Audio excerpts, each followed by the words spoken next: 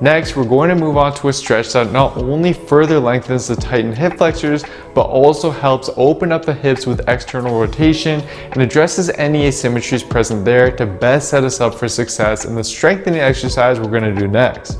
For these, you can use a couch or any elevated platform and cross your front leg on top of it and fully extend your back leg to lengthen out your hip flexor. Then, with your hands placed on your foot and your knee, brace your core and simply bend at your hips to bring your chest forward until you feel a deep stretch in the side of your front hip. Hold it there, but feel free to move around at different angles to tweak the stretch a bit. Then you can switch to the other side. You'll likely notice that one side is significantly tighter than the other, especially if you tend to cross your legs quite a bit when you're sitting. If so, spend a little bit more time on the tighter side. And if needed, an alternative is to perform this similar stretch but seated with your foot rested on your opposite knee and again leaning forward by dropping your chest until you feel a stretch.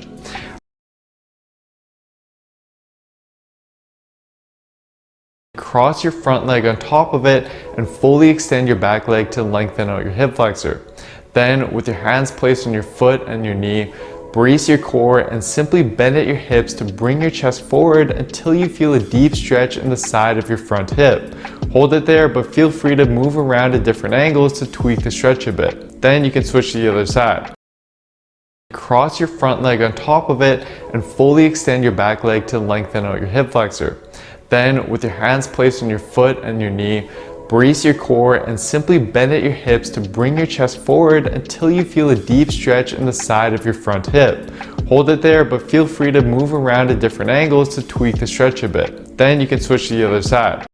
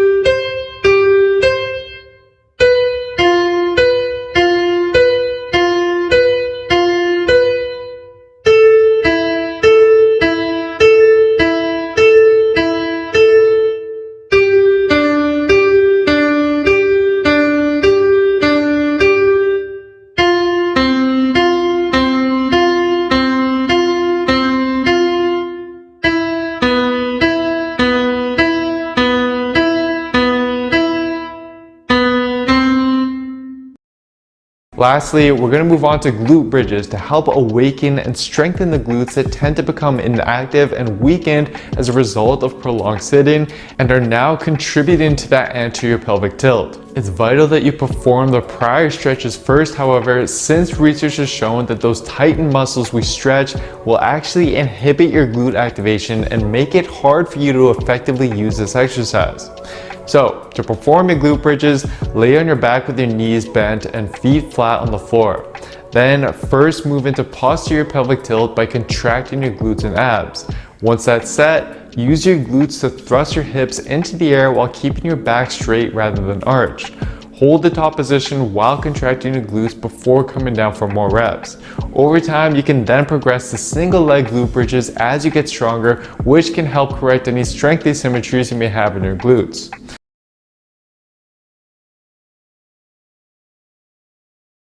Lay on your back with your knees bent and feet flat on the floor. Then, first move into posterior pelvic tilt by contracting your glutes and abs. Once that's set, use your glutes to thrust your hips into the air while keeping your back straight rather than arched. Hold the top position while contracting your glutes before coming down for more reps.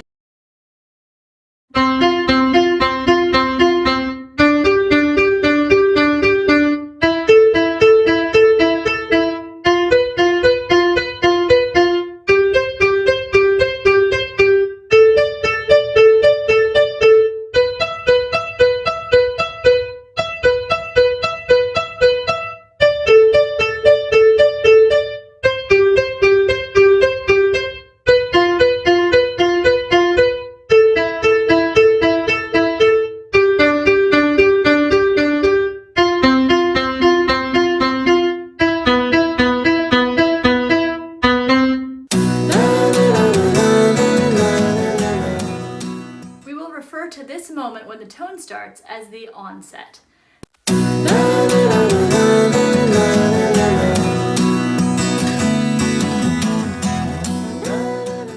How you begin the tone sets up how you will sing the rest of the phrase. Also, it's your first impression. We've all heard the saying, it's not how you start that's important, it's how you finish.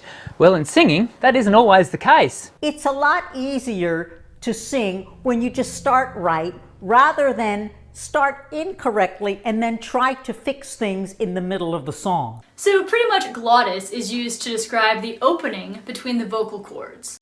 Or it's also used to describe both that opening plus all of the surrounding structures. I guess it's kind of like saying doorway. Do you just mean the space you walk through, or maybe the door jamb and the threshold?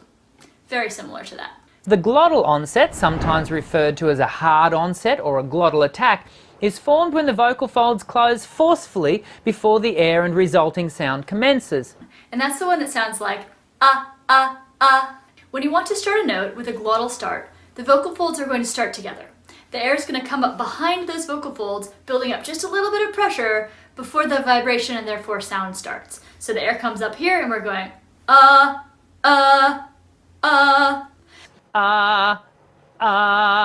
Notice how we can hear a forceful attacking sound at the very front end of the phonation as the vocal folds attack the glottis before the airflow has fully commenced. Okay? Not good for the voice if done habitually. It's okay for style used with care. So, I can show you this in speech. Hey, get out of there. A, you see, the vocal folds start together and then I push them apart with air. A. Now, there's a difference between a hard glottal, which is more like a grunt, versus a light glottal, which is just the vocal folds clicking, such as found in English and in German. Here's an example.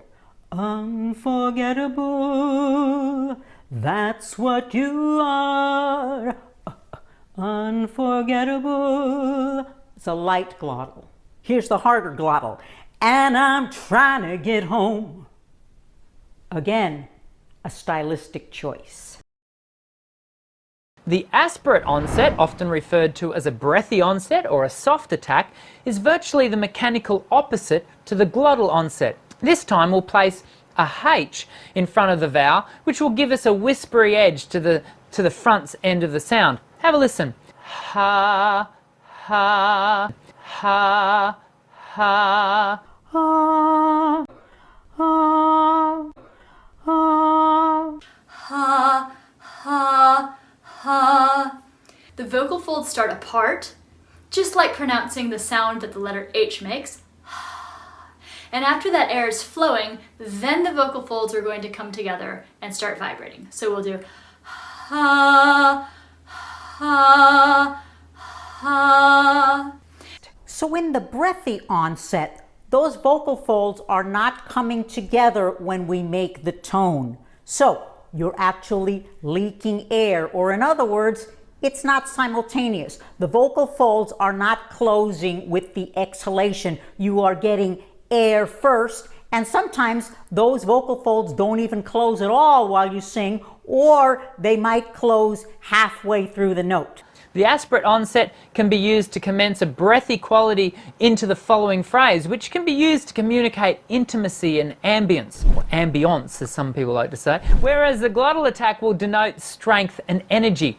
So it's important to remember that if your onset is breathy, the rest of your phrase, your singing line, will probably be breathy as well, or it will be weak. So here's an example. If I sing, ah, those vocal folds never came together. Or in the breathy onset, I might start out breathy, but then the vocal folds will come together in the middle of the line. But then it's too late because I've already started to sing. So listen. Ah.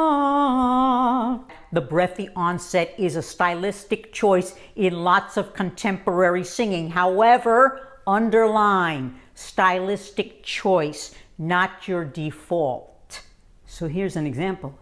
It's just the nearness of you Now, I like that for style, but I'm not going to sing a whole 5-minute song that way. So let's experience this in a spoken exercise simply on the word hi, okay? And I'm going to say it super breathy. Listen, hi, okay? You try.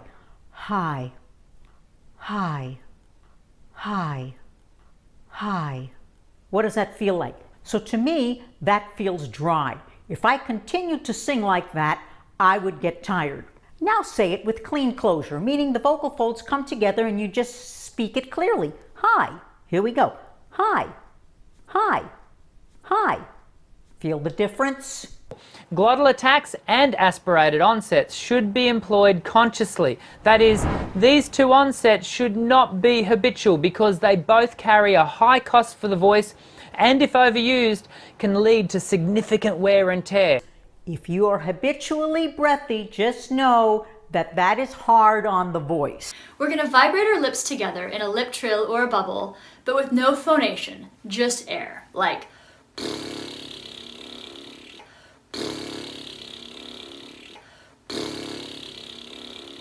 so without shutting off the airstream, we will add tone and then we'll release the tone.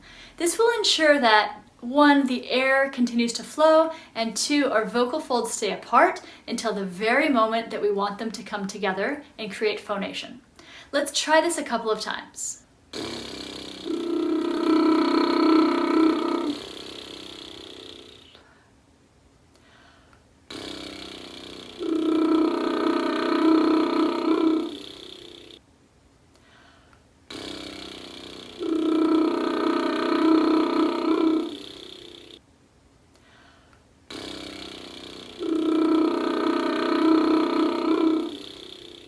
So your goal is to not stop the air.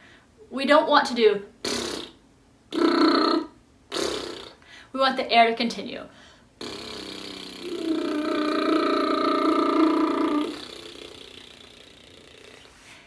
Probably best to work that right in the middle of our range to start.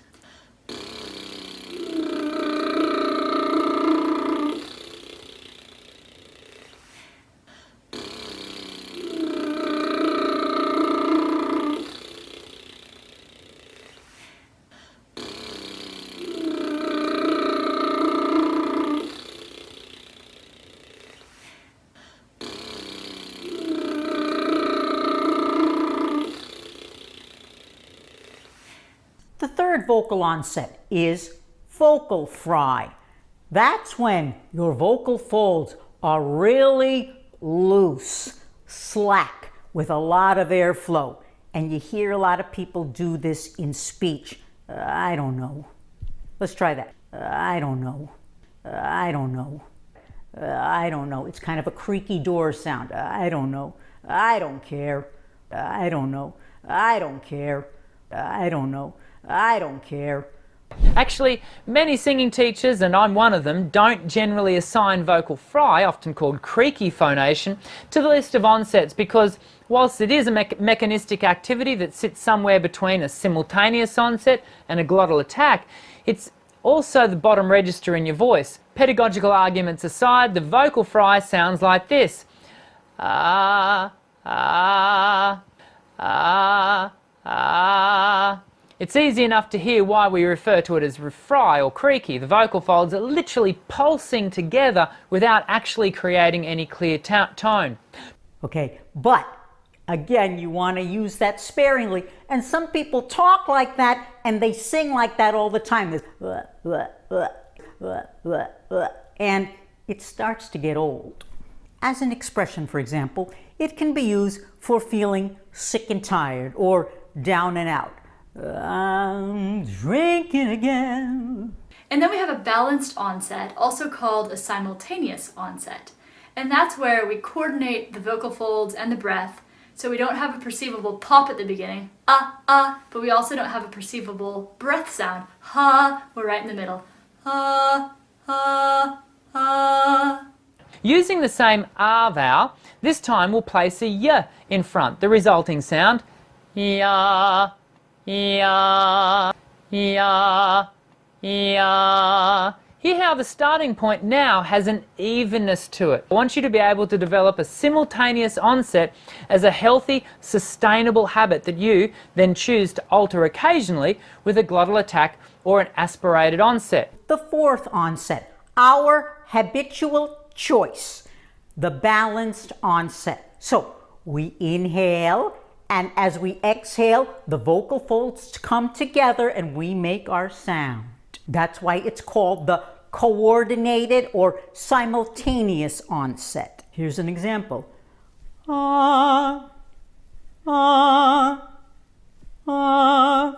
Not ah, and not ah. No, ah. Or in the upper register, ah, ah, ah.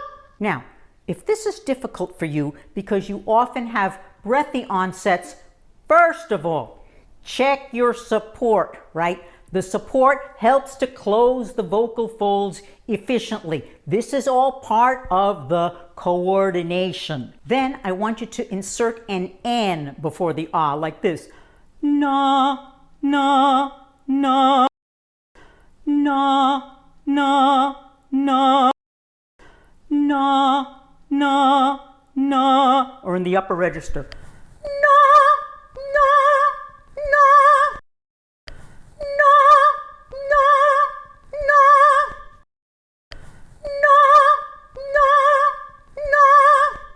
Great. Then you continue to practice and remove that N little by little until you can produce a clear tone. We can try glottal, aspirate, balanced. E, E, E, he, he, he, e, e, e. Let's go on to A. E, e, e, e, e, e. Hey, hey, hey, hey, hey, hey, hey, hey, hey, hey, hey, hey.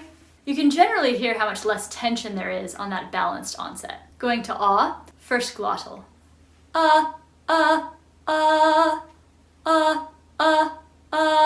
Aspirate.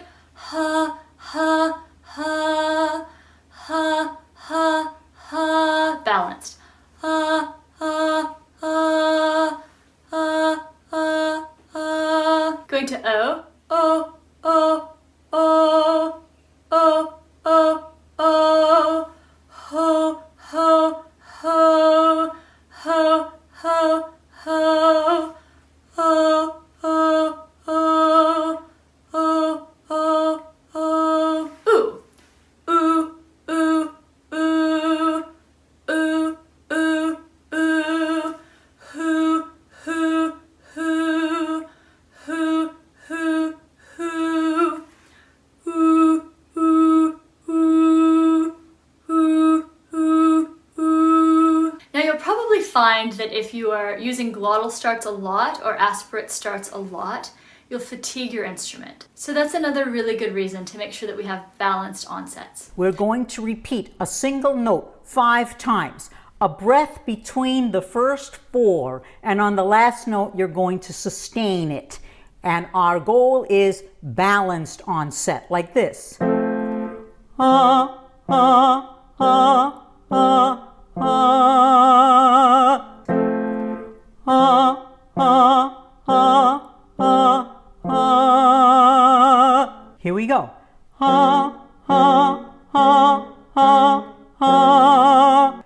Ah, ah, ah, ah, ah. We can do it up here.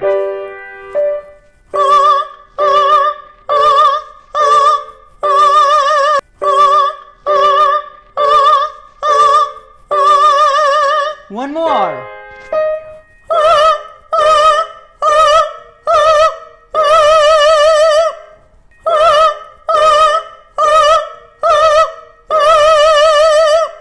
Next is a triad, and it goes like this.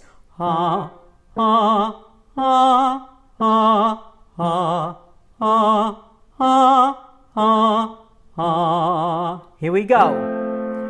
Ha, ha, ha, ha, ha, ha, ha. upper voices can be up here. Ah, ah, ah, ah, ah, ah, ah,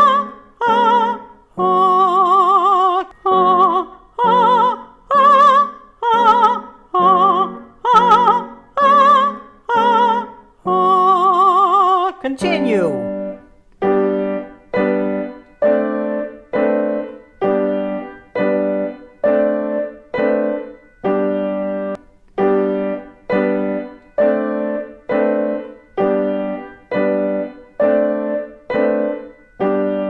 Last one.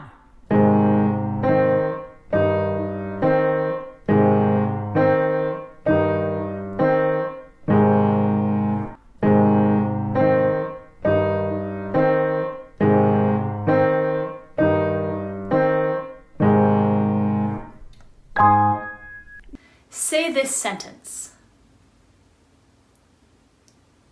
Did you say, Elliot ate an apple?